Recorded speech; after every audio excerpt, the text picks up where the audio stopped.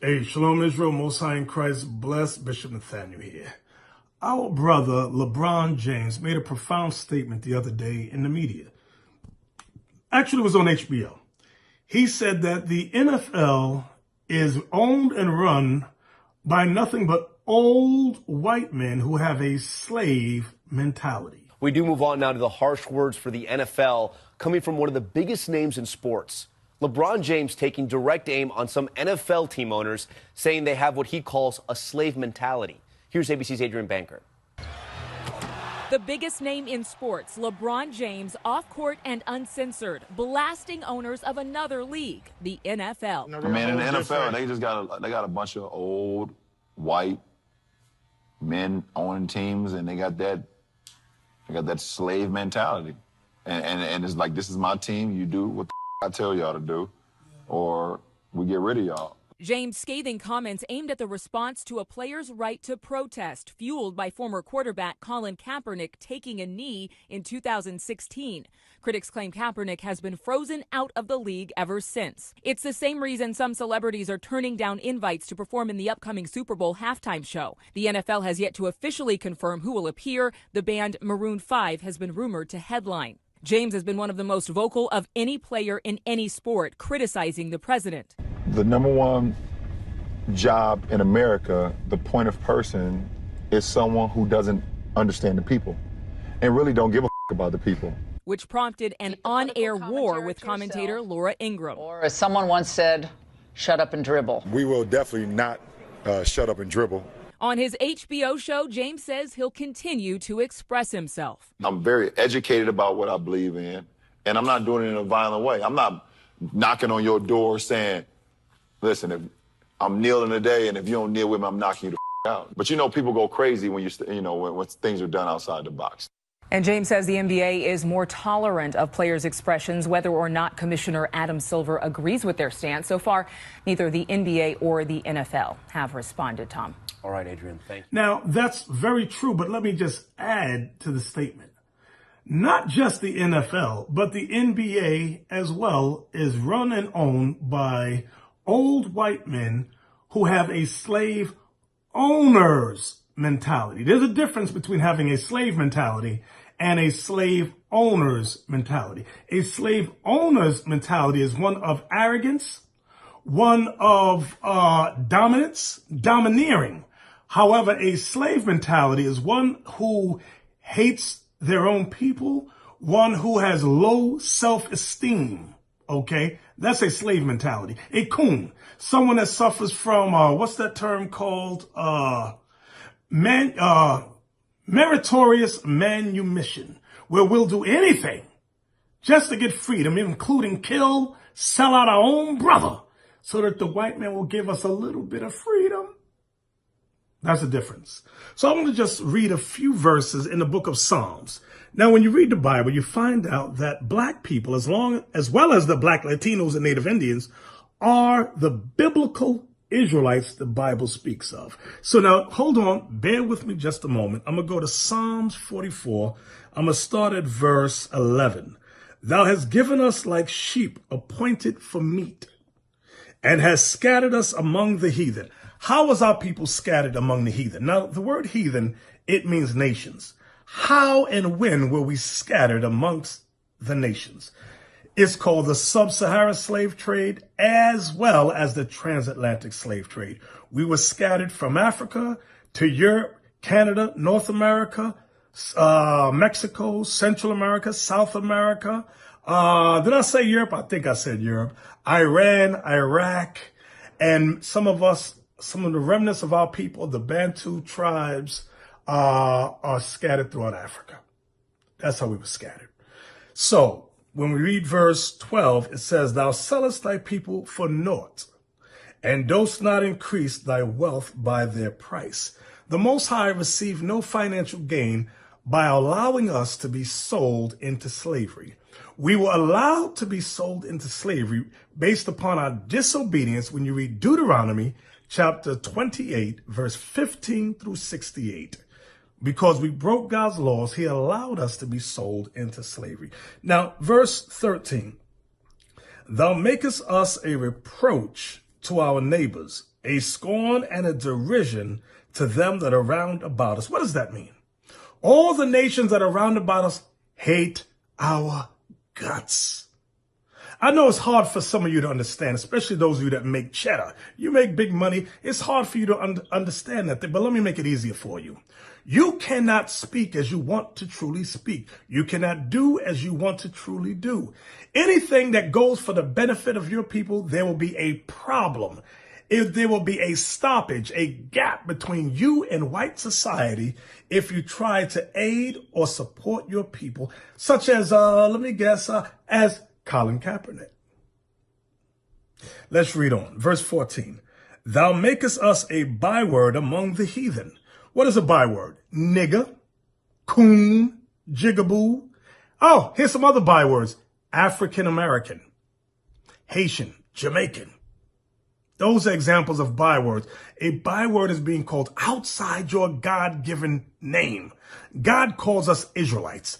God calls us Judah, Benjamin, Levi, Ephraim, Manasseh, Gad, Reuben, Issachar, Naphtali, Zebulun, Asher, so forth and so on. I want you all to understand that.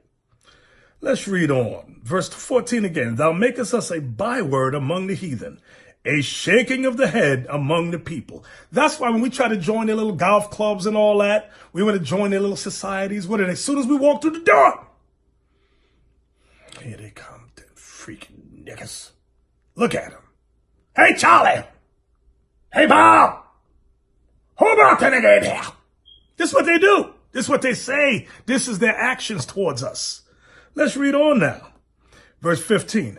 My confusion is continually before me, and the shame of my face hath covered me. What does that part mean? My confusion is continually before me. We are confused because we have done what we were supposed to do here under white man's authority. We assimilated. We want to be like them. We want to talk like them. We want to marry the white woman. We want to live where white folks live. And they still despise us and shame us. But I talk like you. I speak very eloquently. I speak proper. I know proper etiquette. I cross my legs when I speak. I shake the hand. I've married the white woman. Look, I have little ambiguous children with blue. Some got blue eyes, some got green eyes. Look.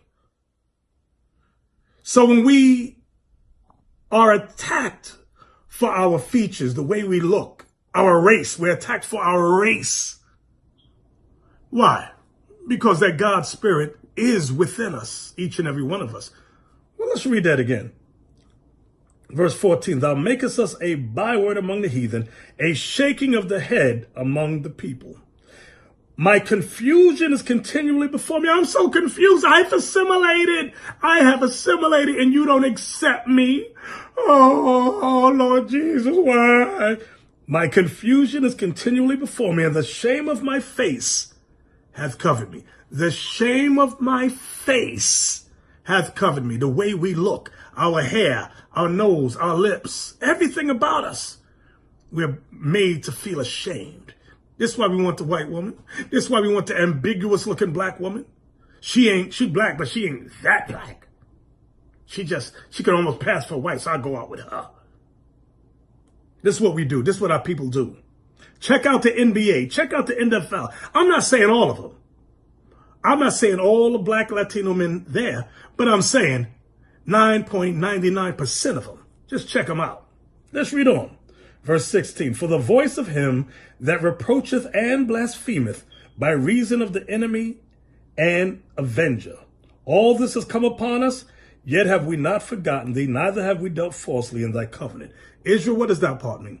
We must return to the truth that we're the Israelites and not deal falsely in God's covenant. Not the old covenant anymore, but the new covenant. Let me say this. I like to say it. Brothers and sisters, we got. With the Most High on our side, there's nothing we can't do. But remember this one thing. The Bible teaches, preaches, and promotes solidarity, unity for our people. You think I made that up, right? I know you think I made that up. Watch this. Let me go to Zephaniah. I love this. Gather yourselves together, Yea, gather together, O nation not desired. I don't care how much money you make in the NFL, the NBA, as an actor, as a entertainer. We all we got. You keep looking for white society to love you, hug you, embrace you. Meanwhile, they spit and despise the bulk of your people. Let me say this. You can never rise above the status of your people. What's a high-paid doctor? Dr. Nigger. There's no difference between him and I and you. You might think you're somebody to white society, but no, they hate you like they hate me. But to the Most High God, we are somebody. Who are we? The children of Israel.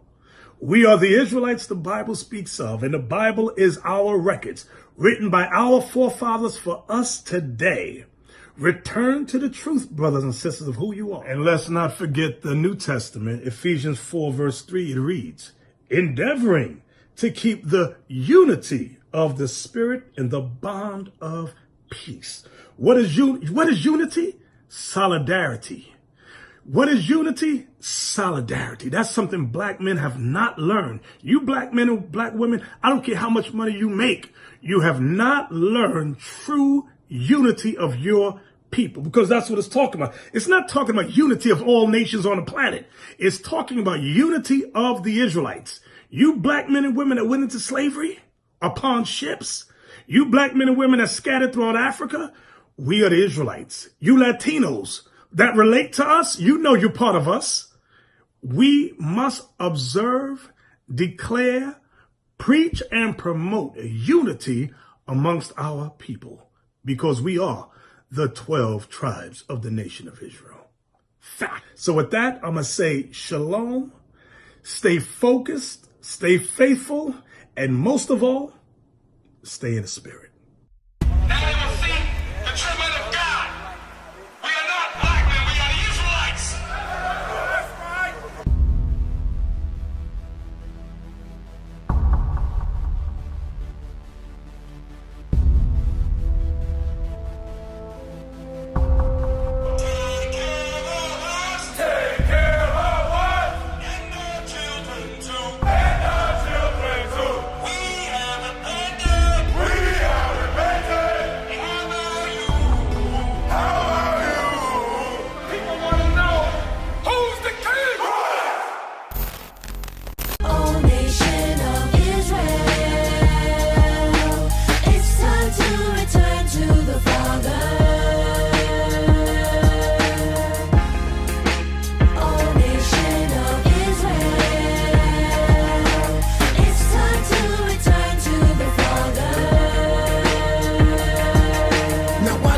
Make it so hard to serve God. And why when I say that I'm a Jew, it sound odd. For years I've been walking around saying that I'm a black man. I ain't saying that no more, it sounds wrong, man. This is Bishop Nathaniel of Israel United in Christ. Please subscribe to our YouTube channels. Stay up to date with our latest events, music, and classroom lessons.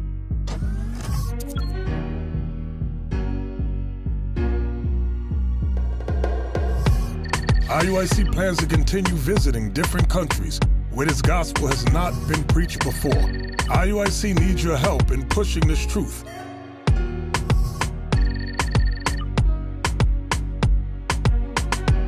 So join us. Subscribe to our Instagram, Facebook, Twitter, and podcasts, and stay up to date with us.